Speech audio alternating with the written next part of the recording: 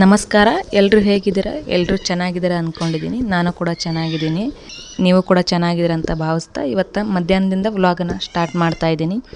ಇವತ್ತಿನ ವಿಡಿಯೋ ಬಂದುಬಿಟ್ಟು ನಾನು ಊರಿಗೆ ಹೋಗ್ತಾ ಇದ್ದೀನಿ, ನಮ್ಮ ತವ್ರ ಮನೆಗೆ. ಹೇಗಿದ್ರು ಮಗನ ಸ್ಕೂಲ್ ರಜೆ ಕೊಡ್ತಲ್ಲ ವೆಕೇಷನ್ಗೆ ಅಂತ ಹೇಳ್ಬಿಟ್ಟು ಸಮ್ಮರ್ ಹಾಲಿಡೇಸ್ ಕೊಟ್ಟಿದ್ದಾರೆ. ಹಾಗಾಗಿ ನಾವು ಊರಿಗೆ ಹೋಗೋಣ ಅಂತ ಹೇಳ್ಬಿಟ್ಟು ರೆಡಿ ಆಗ್ತಾಯಿದ್ದೀನಿ. ನನ್ನ ಮಗನ ಆಲ್ರೆಡಿ ಕಳಿಸಿದ್ದೀನಿ, ನಾನು ಕೂಡ ಹೋಗೋಣ ಅಂತ ಹೇಳ್ಬಿಟ್ಟು ರೆಡಿ ಆಗ್ತಾಯಿದ್ದೆ. ಆ ಬಟ್ಟೆನೆಲ್ಲ ಪ್ಯಾಕ್ ಮಾಡಿಕೊಂಡು ನಾನು ಕೂಡ ಬೇಗ ರೆಡಿ ಆಗೋಣ ಅಂತ ಹೇಳ್ಬಿಟ್ಟು ಹೊರಡಕ್ಕಂತೇಳಿ ರೆಡಿ ಆಗ್ತಾಯಿದ್ದೆ. ಸಿಂಪಲ್ಲಾಗಿ ನಾನು ಡೈಲಿ ಏನು ಮೇಕಪ್ ಏನು ಮಾಡ್ಕೊಳಕ್ಕೆ ಹೋಗೋದಿಲ್ಲ. ಸಿಂಪಲ್ಲಾಗಿ ಇವತ್ತೇನು ಫೌಂಡೇಶನ್ ಎಲ್ಲ ಅಪ್ಲೈ ಮಾಡ್ಕೊಳ್ತಾ ಇದ್ದೀನಿ. ಹಾಗೆ ಇದೊಂದು ಡ್ರೆಸ್ನ ಕೂಡ ನಾನು ಮೀಶೋದಲ್ಲಿ ತರಿಸಿದ್ದೆ. ತುಂಬಾ ಕ್ವಾಲಿಟಿ ವೈಸ್ ಚೆನ್ನಾಗಿತ್ತು.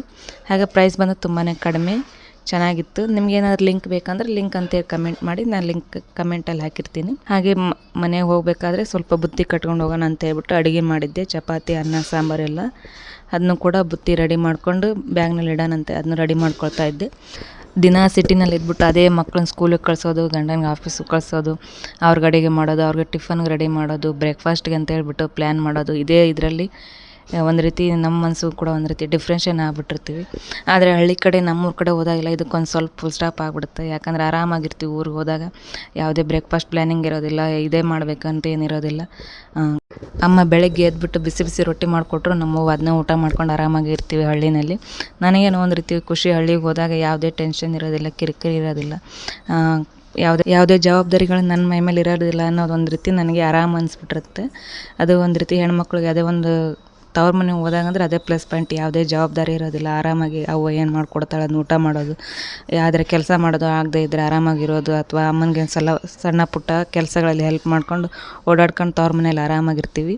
ಹಾಗಾಗಿ ನನಗೂ ಸ್ವಲ್ಪ ದಿನ ಹೋಗಿ ಬಂದುಬಿಟ್ರಾಯ್ತು ಇವಾಗಲೇ ಸಮ್ಮರ್ ಹಾಲಿಡೇಸಲ್ಲಿ ಅಂತೇಳಿ ಹೋಗೋಕ್ಕೆ ರೆಡಿ ಮಾಡ್ಕೊಂಡಿದ್ದೆ. ಒಂದು ಲಸ್ಸಿ ಆದ್ರೆ ಮಾಡ್ಕೊಂಡು ಕುಡಿಯೋಣ ಅಂತ ಹೇಳ್ಬಿಟ್ಟು ರೆಡಿ ಮಾಡ್ಕೊಳ್ತಿದ್ದೆ. ಸಿಂಪಲ್ಲಾಗಿ ಆಗುವಂಥದ್ದು ಲಸ್ಸಿ. ಇದನ್ನ ಒಂದು ಕಪ್ನಷ್ಟು ಮೊಸರನ್ನ ಹಾಕ್ಕೊಂಡು ಅದಕ್ಕೆ ಒಂದು ಚಮಚದಷ್ಟು ಸಕ್ಕರೆನ ಹಾಕ್ಬಿಟ್ಟು ಏಲಕ್ಕಿನ ಹಾಕಿ ಗ್ರೈಂಡ್ ಮಾಡ್ಕೊಂಡಿದ್ದೆ.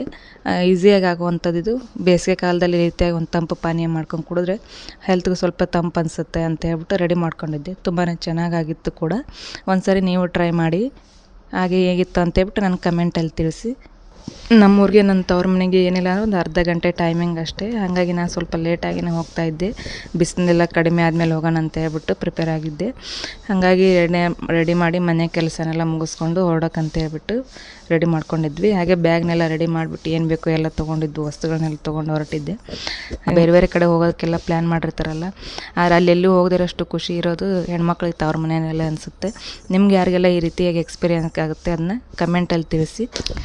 ಯಾರಿಗೆಲ್ಲ ತವ್ರ ಮನೆಗೆ ಹೋಗೋದು ಬೆಸ್ಟ್ ಅನಿಸುತ್ತೋ ಅಥವಾ ಬೇರೆ ಕಡೆ ವೆಕೇಷನ್ಗೆ ಹೋಗೋದು ಬೆಸ್ಟ್ ಅನಿಸುತ್ತೆ ಅಂತ ಅದನ್ನು ಕೂಡ ಕಮೆಂಟಲ್ಲಿ ತಿಳಿಸಿ.